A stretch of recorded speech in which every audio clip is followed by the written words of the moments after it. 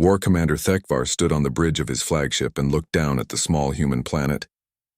The world was green and blue, covered with farms and tiny settlements. It looked weak and soft, just like the humans who lived there. Thekvar was 7 feet tall with dark purple skin and 4 arms. His people, the Keth, were born warriors. They had conquered dozens of worlds and enslaved hundreds of alien races. Humans would be easy to defeat. Sub-Commander Veltrek, Thekvar called to his second-in-command. What do our sensors tell us about these humans? Veltrek was smaller than his commander, but just as cruel. He had studied the human colony for months before the fleet arrived. They are pathetic, War Commander.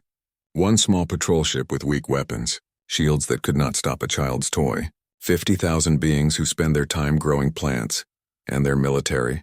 What military? Veltrek laughed, showing sharp teeth. They have one man who calls himself a commander, but he has never fought a real battle. Their strongest weapon is a plasma cannon that could barely damage our smallest ship. Thekvar smiled. This would be easier than he thought. The Keth Dominion needed new worlds for their growing population. This green planet would make a perfect military base. The humans could work as slaves in the mines if any of them survived. Have they responded to our message? Thekvar asked. Yes, War Commander. They want to negotiate. The word made Thekvar laugh. Negotiate? We gave them an order, not an invitation to talk. What did they say exactly? Veltrek read from his datapad. Commander Lee Deho asks for a meeting to discuss peaceful solutions. He says they are willing to share the planet if we need resources. Share? Thekvar's voice was full of disgust. The Keth do not share. We take what we want. Send him a message. Tell him we will meet, but only to watch him surrender properly. Down on the planet, Commander Deho received the alien response. The Keth commander agreed to meet, but his words were full of threats. He called humans weak mammals and said they would make adequate servants. Deho gathered the colony council in the meeting hall. All 12 council members were there, including Dr. Park Minha. These were teachers, doctors, engineers, and farmers. They were not soldiers, but they were brave people who had traveled across the galaxy to build new lives. The alien commander will meet with us, Deho told the council, but I do not think he wants to make peace. His messages sound like someone who has already decided to attack us. Dr. Yoon Ji-won raised her hand. What do we know about these Keth? Are they always this aggressive? Engineer Choi Sun-ho answered. I searched our databases for any mention of them.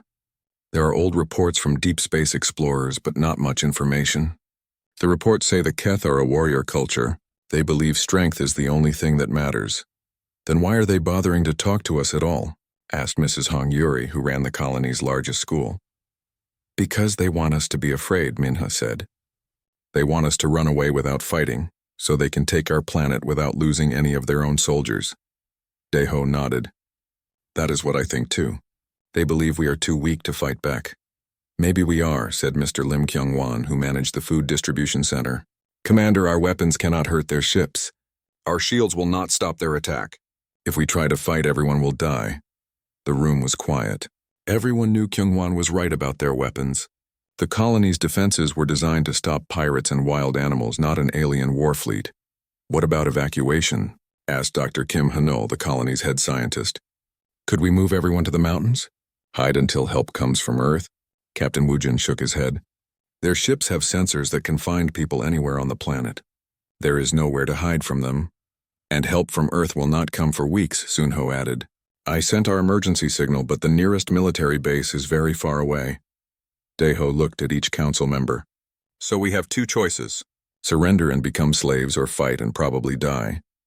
There is a third choice, Minna said quietly. We can refuse to surrender, but also refuse to fight. Make them choose whether to murder 50,000 defenseless people. You think that will stop them? Kyung-hwan asked. Maybe not.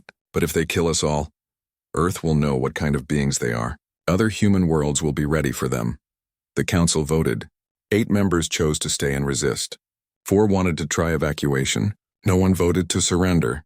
Then we stay, Deho said. We are not soldiers, but this is our home. We will not give it up without making the aliens pay some price. The meeting with War Commander Thekvar happened the next day. A small Keth shuttle landed near the colony's main building. Thekvar came out with 4 guards, all carrying weapons that looked like they could cut through metal. Deho met them with Minha and Woojin. The three humans looked very small next to the tall aliens, but they stood straight and did not show fear. "I am War Commander Thekvar of the Keth Dominion," the alien said. His voice was deep and harsh. "You will surrender this world to us immediately.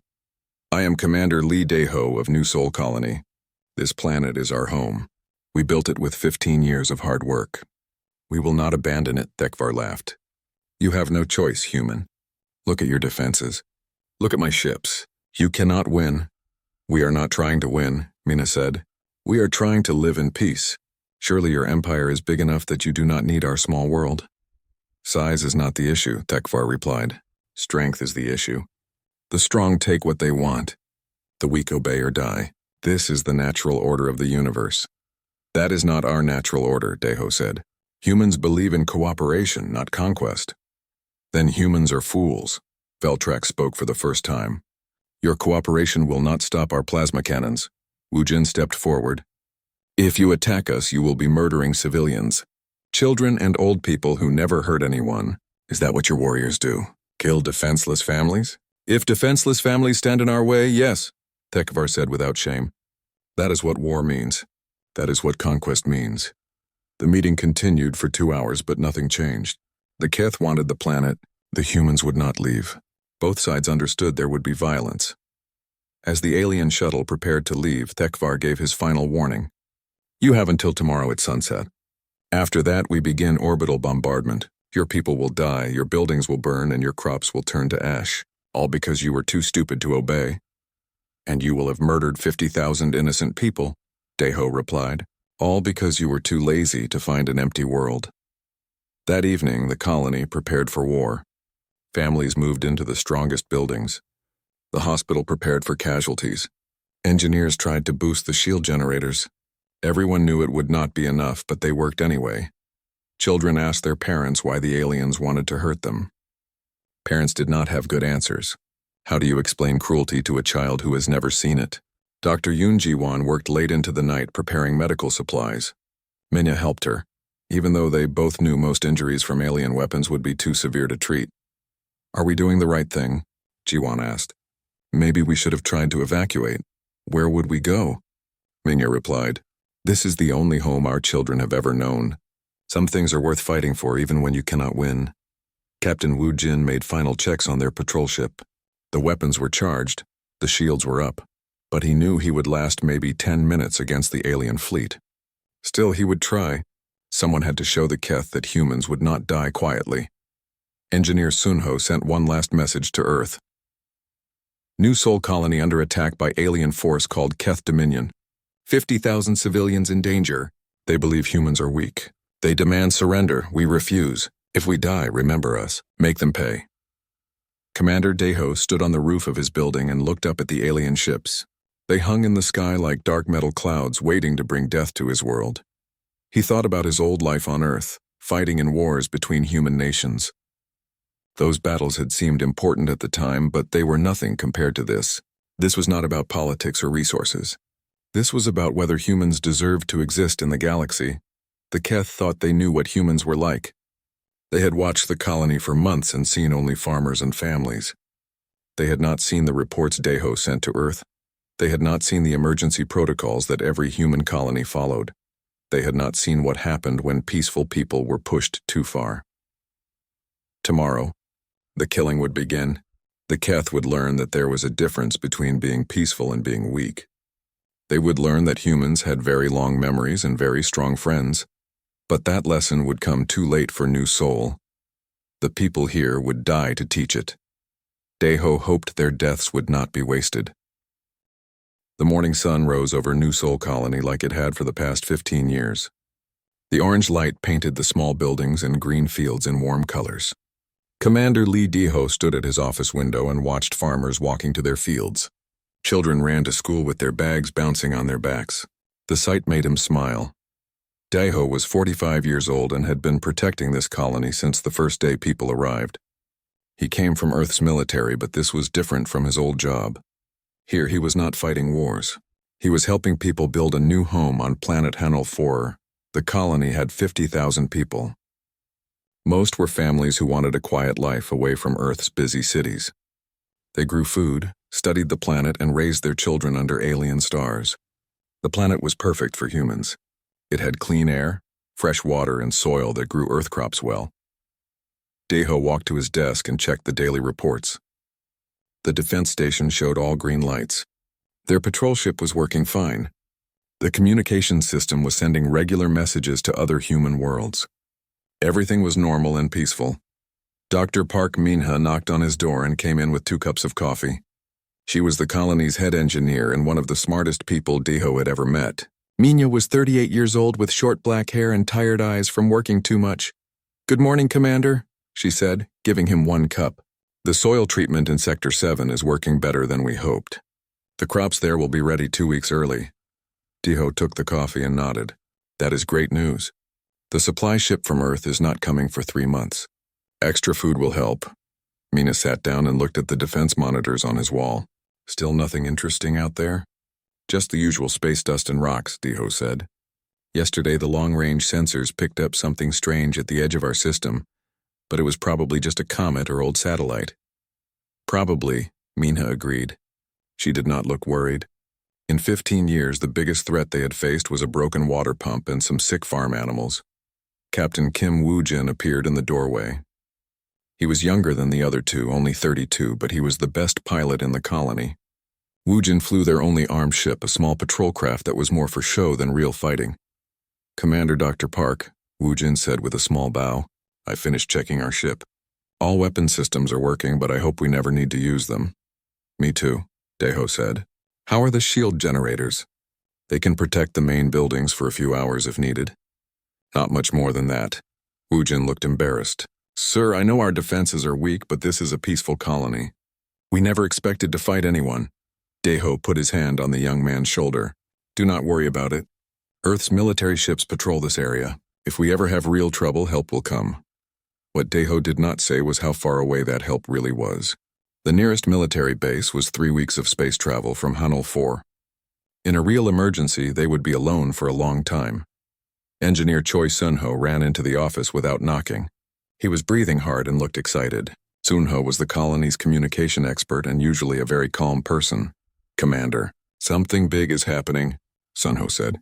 "The long-range sensors are picking up ships at the edge of our system." "Real ships, not rocks or comets." Deho stood up quickly. "How many ships?"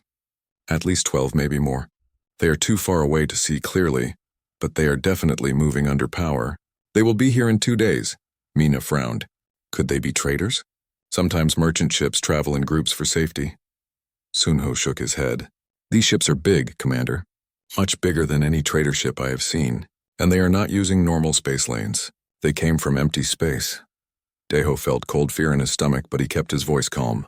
"Are they human ships?" "I do not think so, sir. The engine signatures are wrong. Human ships leave a different kind of trail in space." The room went quiet. In 15 years of living on Hanulf, they had never seen alien ships. Most people in the colony did not even believe aliens existed. Earth's government said humans were alone in the galaxy. "What should we do?" Woo-jin asked. Deho thought for a moment. As commander, it was his job to keep everyone safe. "First, we prepare a message to Earth. Tell them about the ships and ask for help. Send it now before the aliens get closer." "Yes, sir," Sunho said and ran back to his communication center. "Woo-jin, get your ship ready. Check all systems twice. If these aliens are friendly, we want to look professional. If they are not friendly..." Deho did not finish the sentence. "I understand, Commander. Minha, I need you to call a meeting with the Colony Council. We need to decide how to handle first contact with aliens. This could be the most important day in human history." Dr. Yoon Ji-won came into the office just as the others were leaving. She was the colony's doctor and Minha's partner. Ji-won was a small woman with gentle hands and a voice that could calm anyone. She looked worried. "Is something wrong?" she asked. "People are talking about alien ships. The children at school are scared." Mina took her hand. "We do not know yet if anything is wrong. Ships are coming, but they might be peaceful. Or they might not be," Ji-won said quietly. "I should prepare the medical center. If there is trouble, people will get hurt." Deho watched the 2 women together and felt sad. They had built a good life here. They had a small house with a garden. They talked about having children someday. All the people in New Seoul had built good lives. They deserved to live in peace, but peace was not something people could always choose. The next 2 days passed slowly. The alien ships got closer, and everyone in the colony was nervous. Families stayed close to their homes. The farmers kept working, but they watched the sky more than their crops. Children asked their parents if the aliens would be friendly like in old Earth movies. Deho spent most of his time in the defense center, watching the alien ships on his screens. They were big and looked like weapons, sharp edges and dark metal. These were not exploration ships or trader vessels. These were warships. On the second day, the ships entered orbit around Hanul 4. They moved in perfect formation like soldiers marching. Deho counted 15 ships, each one bigger than anything humans had ever built. Sunho ran the alien ships' images through the colony's computer, trying to learn something about them. The computer could not identify the design or technology. These aliens were completely unknown to human science. "Commander," Sunho said, "I am picking up a transmission from the alien fleet. They are trying to talk to us." Deho's heart beat faster. This was it. First contact between humans and aliens. Can you understand what they are saying? The computer is working on it now. Their language is strange, very different from human speech. After 30 minutes, the computer finished its work. The alien message was now in human language, but the words were cold and hard. "People of this world," the message said, "you will listen. We are the Keth Dominion. This system belongs to us now. You have 2 days to leave this planet. Take only what you can carry. Leave everything else. If you are still here when the time ends, you will die. This is not a request. This is an order." Deho felt like ice water was running through his body. Around him, everyone was silent. "Sir," Wujin said quietly, "what do we do?" Deho looked at the faces around him. These people trusted him to keep them safe. 50,000 men, women, and children were counting on him to make the right choice. "We send a message to Earth," he said. "Tell them what is happening. Then we call the Colony Council. We need to decide together." But deep in his heart, Deho already knew what the council would decide. New Sol was their home. They had worked 15 years to build it. They would not run away just because aliens told them to. The aliens had made a mistake.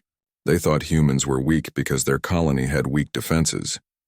They did not understand that sometimes the strongest people choose to look weak. They did not understand humans at all. The war that was coming would teach them. The sun was setting over New Sol when the first plasma bolts fell from the sky. They hit the outer farms with blue-white fire that turned crops and buildings into smoke and ash. The attack had begun. Commander Lee Deho watched from the defense center as the alien bombardment moved closer to the main settlement. Each explosion was brighter than lightning and louder than thunder. The ground shook under his feet. "All civilians to the emergency shelters," he ordered through the communication system. His voice stayed calm even though his heart was beating fast. "This is not a drill. Move quickly but do not panic." Captain Kim Woo-jin ran to his patrol ship. The small craft was hidden in an underground hangar that the colonists had built for emergencies. It was their only armed vessel with 2 plasma cannons and light shields. "Woo-jin to command," he said over the radio. "I am launching now. Maybe I can draw their fire away from the civilians." "Negative," Deho replied. "Stay hidden until you see a chance to hurt them. Do not waste your life on a hopeless attack." But Woo-jin was already moving. The hangar doors opened and his ship rose into the burning sky. He could see 15 alien warships spread across the heavens, each one the size of a city block. They were taking turns firing at the colony like hunters playing with wounded prey. "You want to see what humans can do?" Woo-jin whispered to himself. "Let me show you." He picked the smallest enemy ship and attacked with everything he had. His plasma cannons fired again and again, hitting the alien vessel's shields. For a moment, the shields flickered and sparked. Then 5 Keth ships turned toward him. The return fire was overwhelming. Woo-jin's shields failed in seconds. His ship's armor melted like ice in a fire. But he kept shooting until the very end, scoring 1 direct hit on a Keth weapons pod before his ship exploded. War Commander Thekvar watched the human ship die and felt annoyed. "One small vessel delays our bombardment for 5 minutes. These humans are more stubborn than I expected." "They are still helpless," Sub-Commander Veltrak replied. "One ship cannot stop 15. Continue the attack." Down in the colony, the bombardment grew worse. The aliens targeted the power plant first, plunging half the settlement into darkness. Then they hit the water treatment center, cutting off fresh water to thousands of people. Dr. Park Minho was in the engineering complex when the plasma bolts started falling nearby. She was trying to boost power to the emergency shelters, working with 3 other engineers to reroute cables and repair damaged generators. The shields over Sector 7 are failing, Engineer Choi Sun-ho reported. He was still at his communication post, sending emergency signals to anyone who might hear them. We need more power. I can give you 10 more minutes of power, Mina said. After that, the main reactor will shut down to prevent an explosion.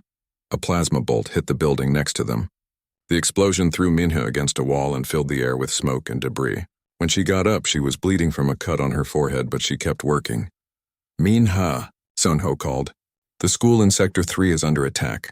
They have 200 children in the basement shelter. Mina grabbed her toolkit and ran toward the school. The streets were full of smoke and falling ash. Buildings were on fire everywhere. She could hear people screaming and calling for help, but she could not stop to help them. The children needed her more. The school was hit again just as she arrived. Part of the roof collapsed, blocking the main entrance. Mina found a side door and crawled through the rubble. Inside, she could hear children crying in the basement.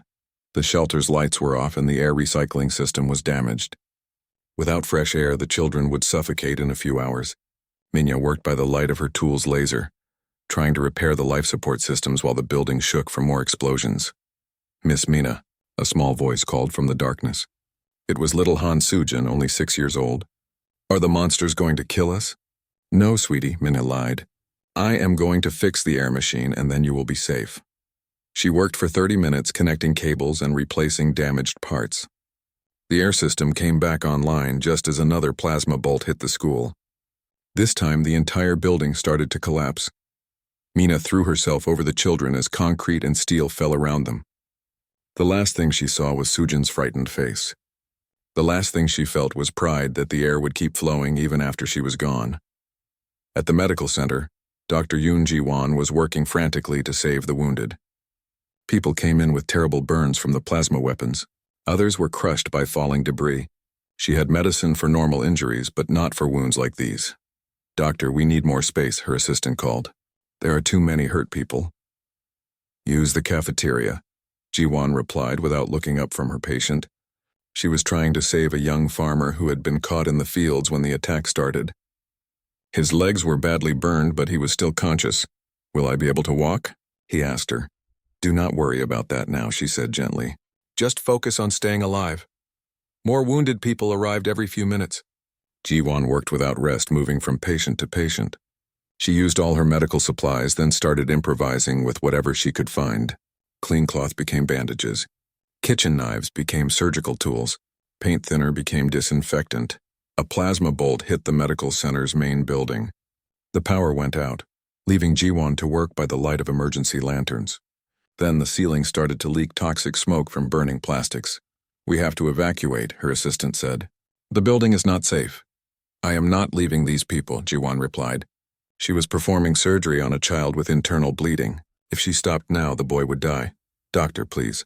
We can move the patients. There is no time. Go if you want to. I am staying. Her assistant left, but Ji-won kept working. She finished the surgery and moved to the next patient, then the next. When the building's wall started to crack from the heat, she was still trying to save lives. The medical center collapsed 20 minutes later. Ji-won died with her hands inside a patient's chest, trying to repair a damaged heart. Engineer Choi Sun-ho stayed at his communication post until the very end. Even as the defense center burned around him, he kept sending signals to Earth and any other human worlds that might be listening. New Sol colony under attack, he broadcast again and again. 50,000 civilians being murdered by Keth Dominion forces. They showed no mercy. They gave no quarter. If any human receives this message, remember what happened here. Make them pay. The communication center was hit by 3 plasma bolts at the same time. The building vaporized in a flash of blue light. Sun-ho's final message was cut off in the middle of a word, but his automated systems kept broadcasting. Emergency satellites hidden around the planet picked up his signal and sent it toward Earth at the speed of light. Commander Daeho made his way through the burning colony, checking on the emergency shelters. Most were still holding, but their shields were failing one by one. He could see that the colony had maybe 2 hours left before the defenses collapsed completely. He reached shelter number 7, just as it took a direct hit. The shield generator exploded. leaving 200 people defenseless against the bombardment. Deho helped evacuate the survivors to a deeper shelter, but he knew it would not matter for long. "Commander," a young mother called to him. She was holding a baby and trying to calm two scared children. "How long until help comes?" Deho wanted to tell her that help was coming, that Earth's fleet would arrive soon to save them. But he was not a liar, and these people deserved the truth. "Help is not coming in time," he said quietly. "I am sorry." The woman nodded and held her children closer. She did not cry or scream. She just whispered something to them about being brave. Deho continued his rounds, visiting every shelter he could reach. Everywhere he saw the same thing, ordinary people facing death with quiet courage. Farmers, teachers, mechanics, and store clerks waiting for the end with dignity. These were not soldiers. They had never wanted to fight anyone. They had come to Hanilfur to grow food and raise children under peaceful skies. But the universe had sent them war instead of peace, and they were meeting it without shame. The bombardment continued through the night. By morning, most of New Seoul was gone. The farms were fields of glass. The residential areas were piles of rubble. The industrial complex was a smoking crater. Only a few emergency shelters were still working, protecting maybe 5,000 people out of the original 50,000. Their shields would fail within hours. War Commander Thekvar looked down at the burning planet with satisfaction. "The humans fight harder than expected, but the result is the same. Begin landing operations. I want prisoner counts and resource assessments." "War Commander," Veltrak said, "our sensors show that the humans are still broadcasting signals into space. Should we destroy their remaining communication equipment?" "Let them broadcast," Thekvar replied. "Let them tell the galaxy how easily the mighty Keth defeated them. It will make other species more willing to surrender." But Thekvar did not understand what the human signals really said. He did not know about the quantum encryption that protected them from being intercepted. He did not know about the military codes that would trigger automatic responses from Earth's defense forces. The quantum signals from New Seoul reached Earth 72 hours after the massacre began. Admiral Han Seok-jin was in his office at Naval Command when the emergency alarm started screaming throughout the building. Seok-jin was 60 years old and had commanded Earth's fleets for the past 15 years. He had fought in the Centauri Wars against human rebels, but he had never faced aliens before. No human had. Until 3 days ago, most people believed Earth was alone in the galaxy. "Admiral," his aide, Lieutenant Park Min-seok, burst through the door with a data pad. "Emergency signal from the outer colonies. Priority 1 classification." Seok-jin took the pad and read the first few lines. His face went white. "Get me General Ominji immediately, and call an emergency meeting of the Defense Council. Tell them we have a code black situation." General Ominji arrived 10 minutes later with Dr. Bae Taehyun, the head of Earth's weapons research program. They gathered in the secure briefing room where Seok-jin played the recorded messages from New Seoul. Commander Deho's voice filled the room. 50,000 civilians murdered. They called us weak. They were wrong. Make them pay. The room was silent for a long moment after the recording ended. General Minji was the first to speak. She was a small woman with gray hair and cold eyes that had seen too much war. "How many survivors?" she asked. "None," Seok-jin replied. "Total extinction of the colony. Men, women, children, all dead." Dr. Bae Taehyun looked sick. He was a scientist who had spent his career building weapons he hoped would never be used. "What do we know about these Keth?" "Everything," Seok-jin said grimly. "The colonists sent detailed scans of their ships, weapons, and tactics. They died gathering intelligence for us." He activated the holographic display in the center of the table. Images of Keth warships appeared, along with technical data about their weapons and defenses. The information was bought with 50,000 lives. "Their technology is advanced but not superior to ours," General Minji said, studying the data. "We can hurt them." "The question is whether we should," Dr. Bae said quietly. "Admiral, if we attack these Keth, we start the first interstellar war in human history. The consequences could be enormous." Seok-jin stood up and walked to the window overlooking the orbital shipyards. Hundreds of warships floated in the dark, Earth's sword and shield among the stars. He had built this fleet to protect humanity from human enemies. Now it would face something completely different. "Doctor, they murdered 50,000 of our people, children in schools, families in their homes. They did not try to negotiate or find peaceful solutions. They gave us 2 days warning and then began systematic slaughter. But starting a war?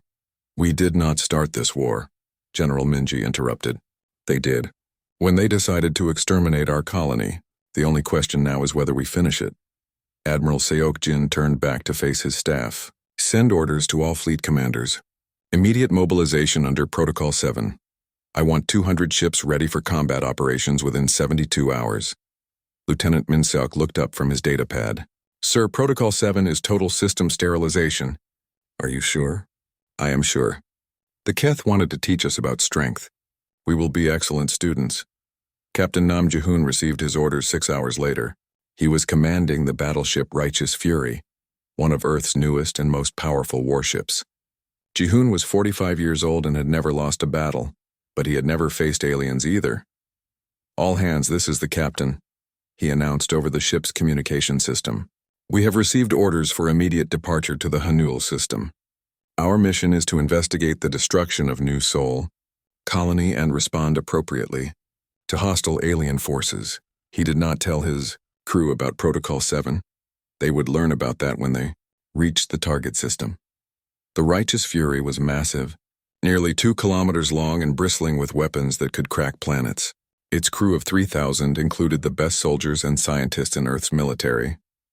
They had trained for years to fight human enemies, but war was war.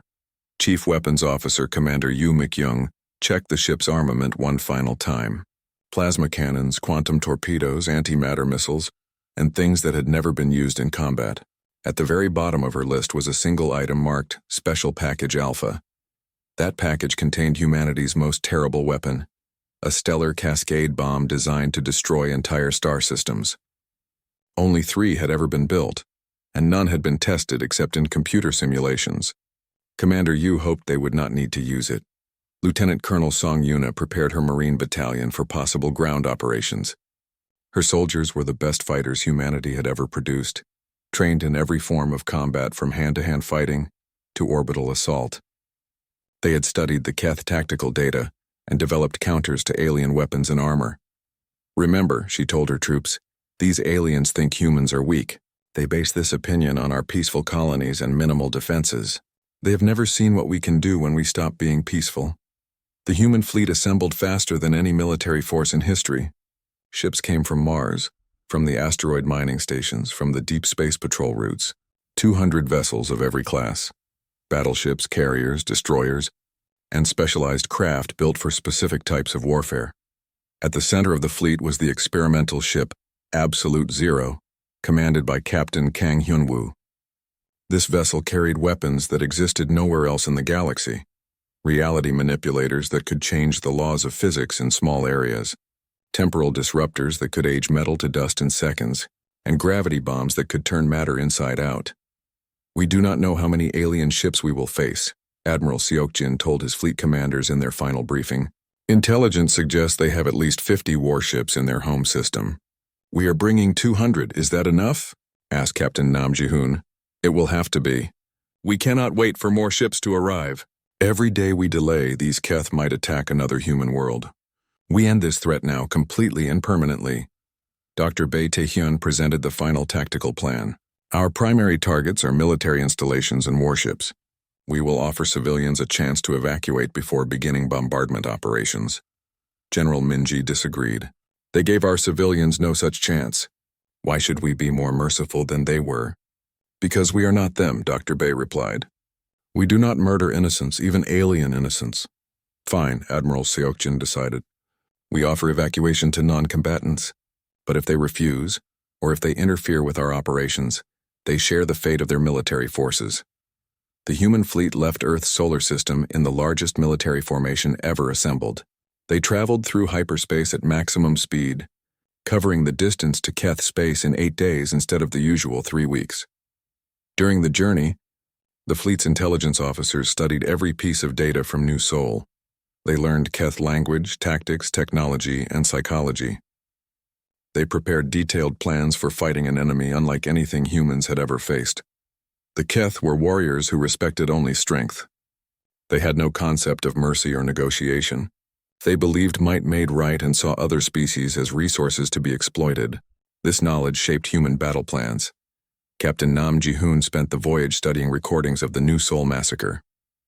He watched plasma bolts falling on schools and hospitals. He listened to the final messages of people who died defending their homes. By the time they reached Keth space, his anger had turned into something colder and more dangerous. Lieutenant Colonel Song Yuna trained her Marines using holographic simulations of Keth warriors. The aliens were bigger and stronger than humans, but humans were faster and smarter. More importantly, humans fought for reasons the Keth could not understand: love, justice, and the protection of innocence. They think war is about taking what you want, she told her soldiers. We know war is about protecting what you love. That gives us an advantage they cannot match. On the 8th day, the human fleet dropped out of hyperspace at the edge of the Keth home system. Sensors immediately detected 53 alien warships around the planet Veltar, exactly as intelligence had predicted. War Commander Thekvar was on his flagship when the human vessels appeared. He had expected some kind of response to the new Sol attack, but nothing like this. The human fleet was enormous, organized, and clearly built for war. Sub-Commander Veltrak, he called. What are our scanners telling us about these ships? They are much larger than anything we saw at the human colony, Veltrak replied nervously. And there are so many of them. How did such weak creatures build such a fleet? It does not matter, Tekvar said, though he was beginning to feel worried. Numbers mean nothing if the warriors using them are cowards. All ships prepare for battle. We will show these mammals what real warriors can do. Admiral Seokjin stood on the bridge of his flagship and looked at the alien world on his display screens. Veltar was a harsh planet with red continents and gray oceans. 3 billion Keth lived there, along with billions of enslaved aliens from conquered worlds. Admiral, his communications officer reported, we are receiving a transmission from the alien fleet. Put it through. Thekvar's image appeared on the main screen. He looked even more intimidating than the intelligence reports had suggested. The first shots of the war were fired by War Commander Thekvar himself. His flagship launched a spread of plasma torpedoes at the human fleet. Confident that these weak mammals would scatter like frightened animals, the torpedoes struck the forward shields of Admiral Seokjin's command ship and exploded harmlessly. The human fleet did not even slow down. All ships, Admiral Seokjin ordered calmly, commence attack pattern Alpha. Show them what real weapons look like. 200 human warships opened fire at the same time. The space around Veltar lit up with energy beams, quantum torpedoes, and antimatter missiles. The Keth had never seen weapons like these. Their shields, designed to stop plasma bolts and particle beams, were useless against human technology. The first Keth ship died in 30 seconds. Its shields collapsed under quantum torpedo impacts, and its hull was torn apart by focused antimatter beams. The crew of 800 warriors vanished in a flash of light. Impossible, Sub-Commander Veltrak whispered as he watched his fleet's formation break apart. Their weapons cut through our armor like it was paper. War Commander Thekvar could not believe what he was seeing. The human ships moved with perfect coordination, striking his vessels with surgical precision. Every shot found its target. Every target was destroyed or disabled. Return fire, he screamed. All ships attack the humans. The Keth fleet tried to fight back, but their weapons could barely scratch human shield systems. Captain Nam Jihoon's battleship Righteous Fury took direct hits from 6 alien ships at once, and its shields only flickered. This is almost disappointing, Jihoon told his weapons officer. I expected more from a species that conquers star systems. Commander Yu Mikyung smiled grimly as she targeted another Keth warship. They are used to fighting primitives with spears and chemical rockets. They have never faced real military technology. The battle was completely one-sided. In the first hour, 30 Keth ships were destroyed or captured. The remaining 23 tried to retreat toward their planet, but the human fleet surrounded them quickly. Lieutenant Colonel Song Yuna led boarding parties onto damaged Keth vessels. Her Marines moved through alien corridors with weapons that fired concentrated plasma at temperatures hot enough to melt steel. The Keth warriors were brave, but bravery could not stop technology they did not understand. Surrender or die, she told each group of alien survivors. Most chose to surrender after seeing what human weapons could do to their strongest armor. War Commander Thekvar's flagship was the last alien ship still fighting. Its weapons were destroyed, its shields were down, and its hull was cracked in dozens of places. But Thekvar refused to give up. We are Keth, he shouted at his remaining crew. We do not surrender to inferior species. Captain Kang Hyun-woo's experimental ship Absolute Zero moved alongside the alien flagship. Instead of destroying it, he used a gravity beam to hold it in place. The Keth commander would live to see what happened next. "Admiral," Captain Jihoon reported, "all enemy ships are destroyed or captured. We have total control of local space." "Casualties?" Admiral Seokjin asked. 17 wounded, none dead. "Minimal damage to our ships." The one-sided victory would have been satisfying, but Admiral Seokjin felt no joy. This was not about winning battles. This was about justice for 50,000 murdered civilians. "Open a channel to the planet's surface," he ordered. "All frequencies, all languages." His image appeared on every Keth communication device across Veltar. 3 billion aliens looked up at their screens and saw the face of humanity's supreme military commander. "People of the Keth Dominion," Admiral Seokjin began, "your fleet has been destroyed. Your military cannot protect you. You now face the consequences of murdering innocent human beings." He paused and looked directly into the camera. Every human in the fleet was watching this moment. Back on Earth, billions more humans were seeing the same broadcast.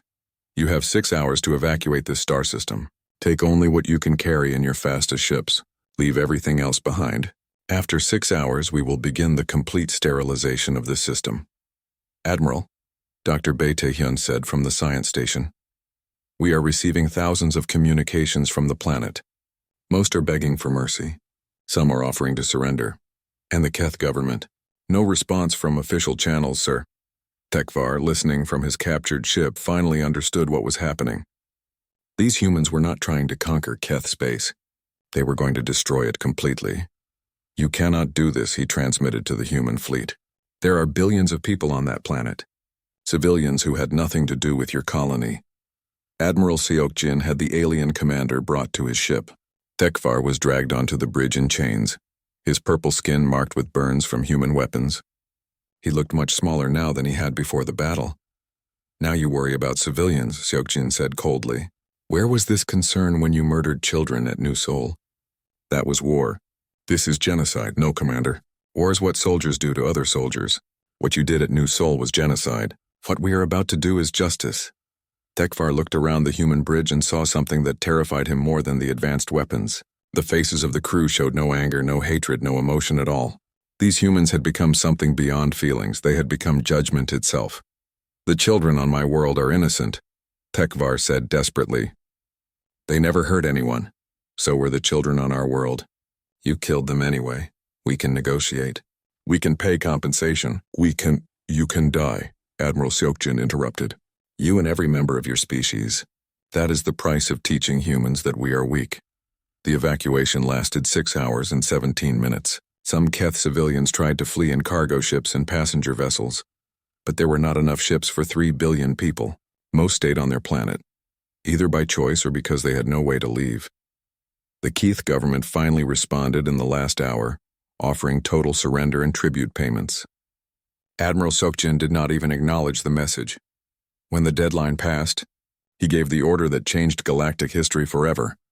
"Deploy the stellar cascade bomb." Dr. Bae Tae-hyun's hands shook as he entered the authorization codes. This weapon had never been tested except in computer simulations. No one knew exactly what would happen when it detonated inside a star. The bomb was fired from Captain Jihoon's battleship. It was a small device, no larger than a person, but it contained the power to unravel stellar cores at the atomic level. The bomb entered Veltar's sun and disappeared. For 30 seconds, nothing seemed to happen. Then the star began to change. The sun's surface rippled like water, then started to collapse inward. The collapse triggered a cascade reaction that spread outward at the speed of light. The star did not explode like a normal supernova. Instead, it turned itself inside out and became something that should not exist. A quantum singularity that devoured matter and energy alike. Planet Veltar lasted 18 minutes after the stellar cascade began. The world that had been home to 3 billion Keth simply ceased to exist, along with everything else in the system. Moons, asteroids, space stations, fleeing ships, all were consumed by the hungry darkness that had been their sun.